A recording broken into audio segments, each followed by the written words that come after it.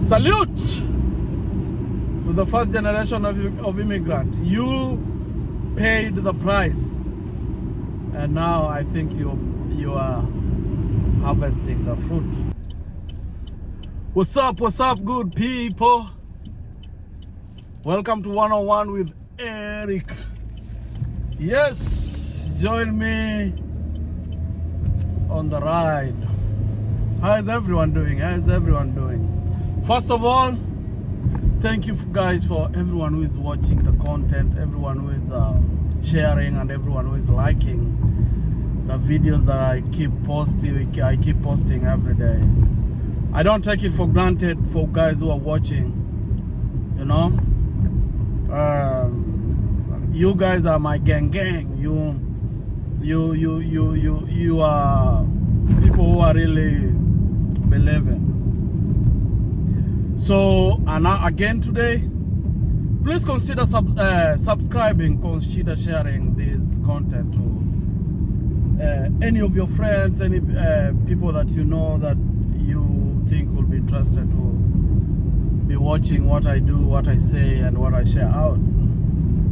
So, as usual, maisha ya majuu, I'm out.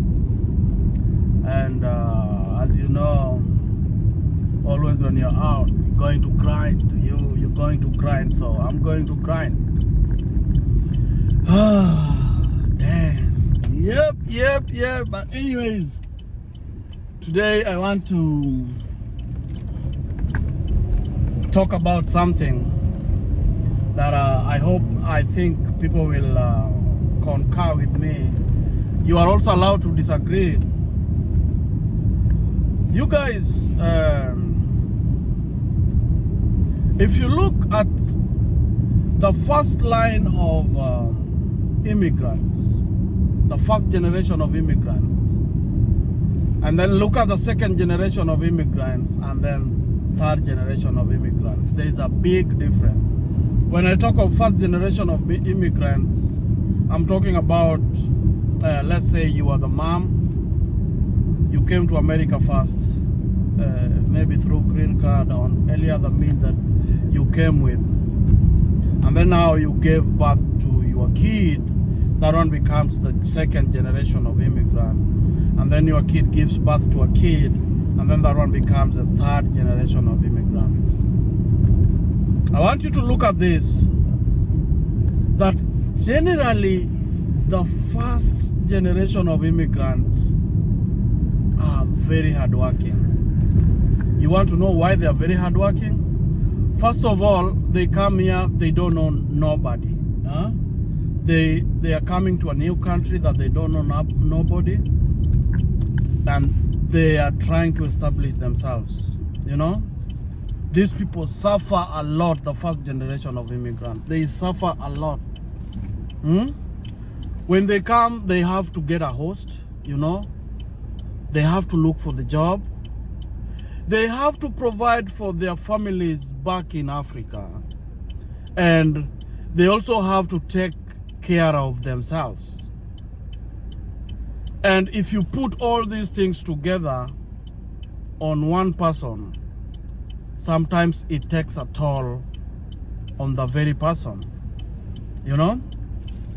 First generation of immigrants, if you look at what they've done a lot, because mostly they remember where they're coming from. You know, most of them are not, but a bigger percent of first generation of immigrants are people who come from very poor background families, and they always get this chance of coming to America and count it a blessing. You know. So I think that is one of the motivating factor that keeps them work so hard that when they settle, even when they explain to the second generation of immigrant, they don't get it. Some of them get chased out of the hosts where they live in. You know, they disagree. Some of them even sleep out. Some of them go homeless. Some of them just to make the end meet, so that the second generation of immigrant will not find it hard as them, you know. And If you talk to first generation of immigrant, they'll tell you they suffered a lot. And their goal is always to change home, because they came from home where things were not good. Their main goal is always to come here and change home. And I'll tell them, they tap themselves on the back because they've done good. They've done good. They've done odd jobs, you know. They've gone through, you find someone doing 3 jobs, you know, to sustain them here, sustain their families back at home, and maybe also try and go to school and just establish themselves. So they've done everything to make ends meet and to make their life a little bit better, both here and back at home. And everyone is looking at them. Everybody is looking at them because it's only them, you know. Everybody backing up a whole. I know some of them, even the whole village, you know, look at them. They're like, oh, our son from this village went to America, and if you want something, they're always contacting. Hey, can you help me this money? Can you help my son come to America? But they don't know what you're going through, you know. Come to second generation of immigrants, you know. They understand it a little bit, and they know that for sure what they have is not for granted. A few of them, now the percentage goes down. The percentage now goes down to 60% of second generation of immigrants. Some of them have worked hard.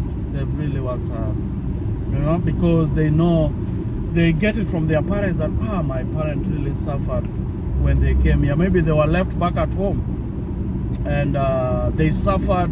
They parted way with their parents, and now they're here. They are trying their level best to catch up with that, what their parents went through. You know, the parent will tell them, this is what I went through, and that one gives a little bit of motivating factor to keep working hard and meeting what they need to meet. So some of them have done good. They've gone to school easy, because now if the parent if first generation of immigrant maybe did not have way of getting loans, second generation of immigrant, easy, you can get loans. You can go to this, start schools here, maybe go to high school, easy to join college and everything, and life to them in one way or another is a little bit better, you know. And then now we come to third generation of immigrants. Don't get it. They don't get it. They don't get it. You tell them what you went through, they're like, what are you telling us?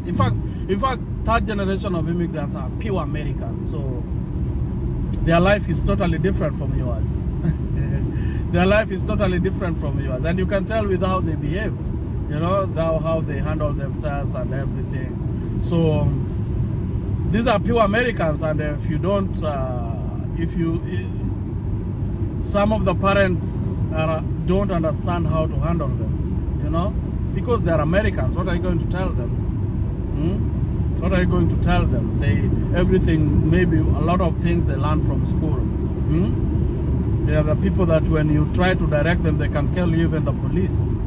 You know, they can call you the police. They don't care that you are their parents. You know, they will call you police. You know, so those are 3 different categories of people. Very totally different. And I think I get my hat off for first generation of immigrant, you know.